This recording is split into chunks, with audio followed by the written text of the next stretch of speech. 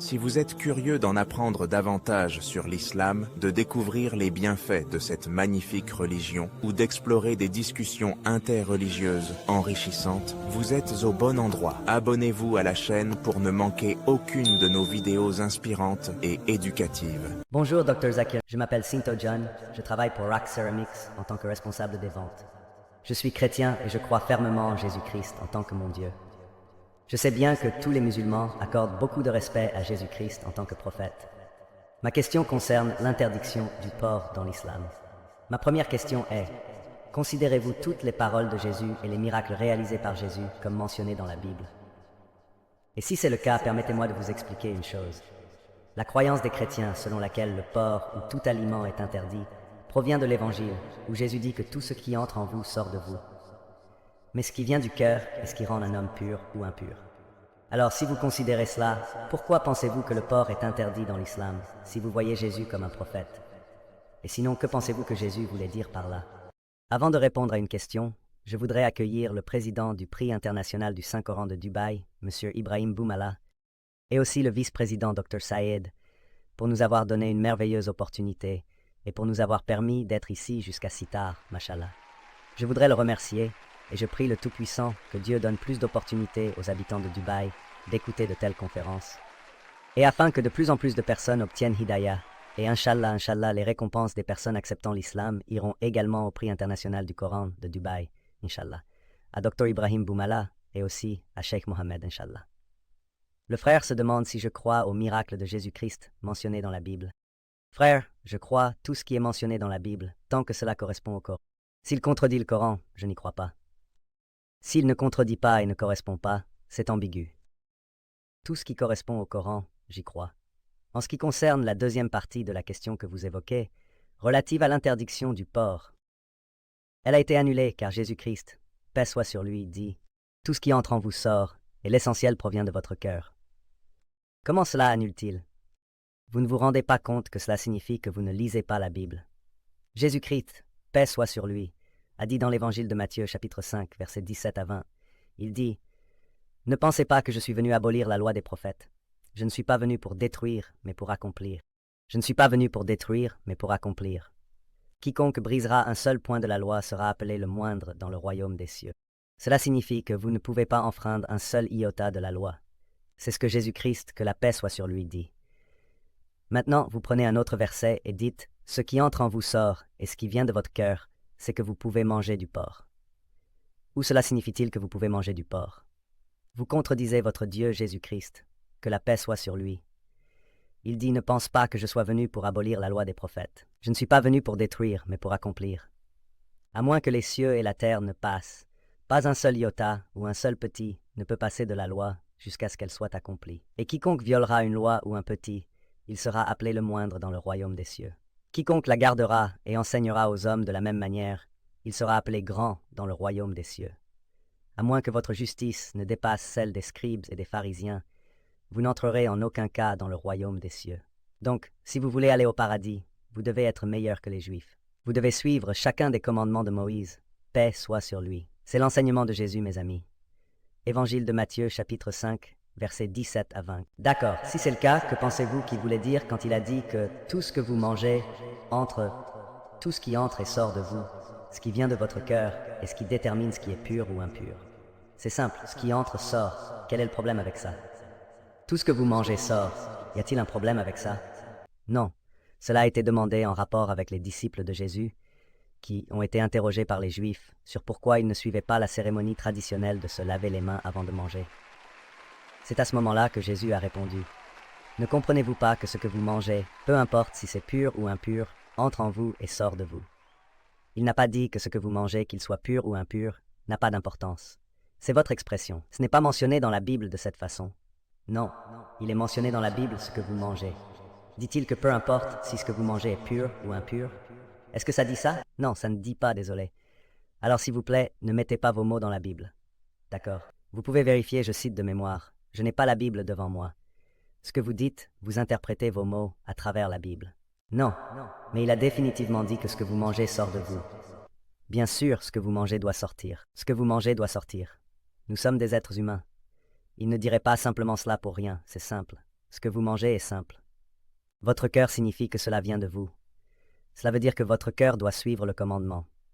Parce que Jésus-Christ, paix soit sur lui, a dit plus tôt, ne brisez pas un point ou une virgule. Donc, si votre cœur est impliqué, vous ne briserez pas un seul point ou une virgule. Explication simple. Vous n'avez pas besoin d'être un docteur en théologie. Il essayait de prouver que les Juifs avaient tort en affirmant que ce n'est pas important. Non, pas du tout. Il n'essayait pas de faire ça. C'est ce que tu penses. C'est ce que l'Église te dit. C'est très clair. Jésus a dit que tu ne peux pas enfreindre un seul point ou un seul trait de la loi. Alors où dit-il aux Juifs d'enfreindre la loi du judaïsme? Il ne dit pas cela. Il ne donne aucune indication aux Juifs pour violer les lois du judaïsme. Il leur dit d'obéir. C'est votre interprétation de la Bible. La Bible ne dit absolument pas cela. Il pensait que les Juifs n'obéissaient pas complètement aux lois. Correct. Je suis d'accord avec vous. Ils n'obéissaient pas complètement parce qu'ils ne croyaient pas en la venue du Messie. Parce que les Écritures juives disent qu'il y a un Messie à venir. Nous, les musulmans, nous y croyons. Les Juifs ne croient pas. Donc, il essayait de leur expliquer qu'il était le Messie. Mais cela ne veut pas dire qu'il essayait d'enfreindre les lois des Juifs. Il essayait d'accomplir. Ne pense pas que je suis venu détruire la loi des prophètes. Je ne suis pas venu pour détruire, mais pour accomplir. Simple. Je te demande, as-tu du poke, frère? Je suis désolé, as-tu du poke? Oui, je veux dire occasionnellement. Cela signifie que tu n'es pas un bon chrétien. Tu n'es pas un bon chrétien. Même occasionnellement, si tu enfreins une loi ou un petit point, tu n'iras pas au Jannah.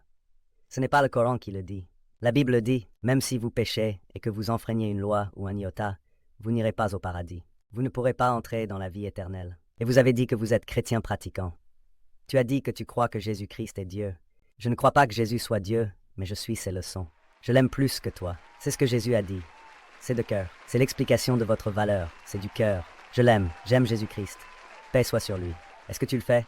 Je ne pense pas. C'est théorique, pas venant de ton cœur. Verbalement, oui. Non, je le fais. Très fortement. Donc si vous croyez fermement en Jésus-Christ, paix soit sur lui. Pourquoi lui désobéissez-vous? Pourquoi? Pourquoi lui désobéis-tu? Je ne pense pas lui désobéir jusqu'ici. Mais je te cite un passage de la Bible. Évangile de Matthieu, chapitre 5, verset 17. Ne pensez pas que je sois venu détruire la loi des prophètes. Et je vous ai donné une citation du livre du Lévitique, chapitre 11, verset 7 à 8. Deutéronome, chapitre 14, verset 8. Livre d'Isaïe, chapitre 65, verset 2 à 5. Référence. Eh bien, si c'est le cas dans l'Ancien Testament, il est dit œil pour œil, dent pour dent. Mais que dit Jésus-Christ? Si quelqu'un te gifle, montre-lui l'autre joue. Alors qu'est-ce que c'est? N'est-ce pas un défi à la loi? Non, ce n'est pas un défi. Je vais vous donner la référence que vous citez, tirée de l'Évangile de Matthieu, chapitre 5, verset 38. D'accord, je vais donner la citation.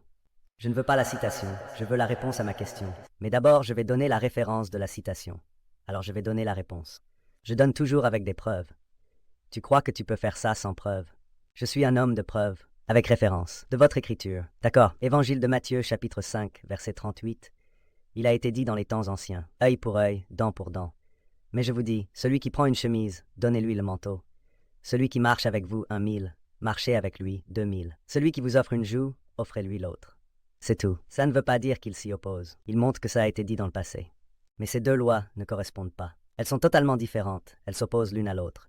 Mais ces choses, ce que Jésus-Christ, paix soit sur lui, a dit. Il est temps de trouver un remède. Les gens ont mal compris. Ils ont mal compris la loi. Œil pour œil, dent pour dent. Cela signifie qu'il devrait y avoir de la justice. Cela ne signifie pas qu'une personne, par erreur, qu'un enfant joue au cricket. Et si la balle touche l'œil, cela ne signifie pas que vous devez lui casser l'œil. Les gens ont mal compris le message, ils le corrigeaient. De la même manière que vous avez mal compris le message, que Jésus a dit que j'ai touché. Où a-t-il dit que j'ai touché? Cela signifie que les gens ont mal compris. Ils suivent la loi à la lettre, pas dans l'esprit. Ce que vous devez comprendre, c'est que si par erreur quelqu'un joue au cricket, et supposons que la balle frappe l'œil, cela ne signifie pas que vous devez blesser l'œil du garçon. Donc, vous devez respecter l'esprit de la loi, et vous devez comprendre la signification de cela. C'est important. C'est ce que Jésus-Christ, paix soit sur lui, a essayé d'expliquer. Je pose la question. Allez-vous suivre Jésus-Christ, paix soit sur lui aujourd'hui? Si quelqu'un te gifle sur une joue, donneras-tu l'autre? Il y a beaucoup de gens dans la file d'attente. Vas-tu faire ça? Pardon, il y a beaucoup de gens qui attendent dans la file. D'accord, vas-tu suivre Jésus-Christ? Si quelqu'un te gifle, offriras-tu l'autre joue? Non, mais c'est donc faux. Pour moi, c'est faux. Selon toi, c'est correct, non? Tu crois que Jésus-Christ est ton Dieu, paix soit sur lui? Oui. Si quelqu'un te gifle, vas-tu offrir l'autre? Regarde, tu peux venir sur scène ici. Nous aurons beaucoup de gens qui te gifleront. Je n'ai pas compris, en fait. C'est pas clair. Ce verset de la Bible dit aussi, si quelqu'un te frappe sur une joue, offre l'autre. Ouais, crois-tu en cette loi? Oui, je le crois. Donc si quelqu'un te frappe, vas-tu offrir l'autre joue? Exactement. Si je ne le fais pas, cela signifie que je désobéis à ces lois. C'est ça. D'accord. Supposons que je dise qu'à partir d'aujourd'hui, tout le monde viendra te frapper sur la joue. Peut-être que vous ferez 1 ou 2 offrandes. Allez-vous toujours faire des offrandes? Eh bien, cela dépend de la profondeur de ma croyance. Je veux dire, si je suis vraiment un fervent croyant, alors je ferai certainement une offrande. Y a-t-il un chrétien né aujourd'hui qui mérite ce nom et qui continuera à tendre sa joue? Je n'ai rencontré personne. Es-tu d'accord? Il y a 30 000 personnes ici. 30,000 gifles. Vas-tu le prendre? Mais croyez-moi, il y a vraiment de véritables croyants qui le feraient. Je vous demande, le ferez-vous? Laissez-nous comme les autres. Le ferez-vous? Je ne sais pas. Cela signifie qu'il n'est pas croyant. C'est ce que vous comprenez. Je ne sais pas quelle est la réponse. Mais nous comprenons que chaque prophète est venu apporter un remède. Aujourd'hui, Muhammad sallallahu alayhi wa sallam est arrivé. Et il a dit selon la situation que si c'est par erreur, œil pour œil, dent pour dent est incorrect. Si cela est nécessaire, parfois vous pouvez tendre votre joue, mais pas toujours. Si c'est toujours le cas, si vous offrez la joue, où est la justice? Si quelqu'un vous tue de cette façon, vous lui permettez de tuer à nouveau. Est-ce là la justice? C'est pas du tout de la justice.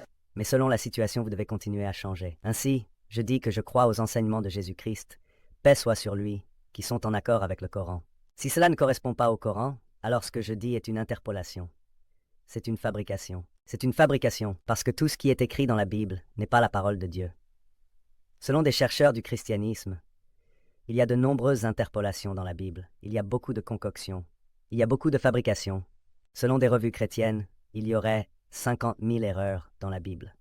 Combien? 50,000. Donc, je ne considère pas la Bible comme étant la parole de Dieu. Il y a beaucoup de choses non scientifiques dans la Bible. Si vous lisez le livre de la Genèse, je peux donner une conférence uniquement sur les contradictions et des choses non scientifiques. Je ne considère pas cela comme la parole de Dieu. Considérez-vous la Bible comme étant la parole de Dieu? Oui. Maintenant, allons au livre de la Genèse, chapitre 1. Oui. Verset 16. Il est dit que Dieu Tout-Puissant a créé 2 lumières. La plus grande lumière, le soleil, pour dominer le jour. La lumière inférieure, la lune, pour régner sur la nuit. La Bible dit que la lumière de la lune est sa propre lumière. Y crois-tu? La lumière de la lune, c'est quoi? C'est sa propre lumière. Croyez-vous à cela? Non. Cela signifie que vous ne croyez pas à la Bible. La Bible dit dans le livre de la Genèse, chapitre 1, verset 14, « Dieu Tout-Puissant, il a créé la terre le 3e jour, créé le soleil le 4e jour. » Cela signifie que la terre et les légumes sont venus avant et que le soleil est arrivé plus tard. Tu connais la science, frère? Je suis désolé? Tu connais la science? Oui. La Bible dit que la terre est venue en premier, puis le soleil est apparu. Je ne sais pas. Non. Scientifiquement, est-ce correct? La terre est arrivée en premier, n'est-ce pas? Puis le soleil est arrivé. La terre est arrivée le 3e jour. Le soleil est arrivé le 4e jour. Est-ce possible? Nous savons que le soleil est le corps central du système solaire. Toutes les planètes qui tournent autour du soleil proviennent du soleil. Vous connaissez le Big Bang? Oui. Donc, cela a été créé simultanément. Mais la Bible dit que la terre a été créée le 3e jour avec les végétaux et que le soleil est apparu le 4e jour. Comment les légumes peuvent-ils survivre sans lumière solaire? Est-ce possible? Si Dieu peut le faire ainsi, pourquoi pas? Mais y crois-tu? Regarde ce que Dieu peut faire, mais Dieu fera-t-il quelque chose qu'il est mal? Une chose illogique que Dieu pourrait faire. Regarde, raisonnez avec Dieu. Je ne pense pas que cela soit dans notre champ d'action. C'est au-delà de notre portée. Ce n'est pas dans votre domaine, mais dans celui des êtres humains comme moi. Dieu doit être logique. Vous ne pouvez pas être illogique. Que la paix et la bénédiction d'Allah soient sur notre bien-aimé prophète Muhammad. N'hésitez pas de vous abonner, de liker pour ne manquer aucune de nos prochaines vidéos.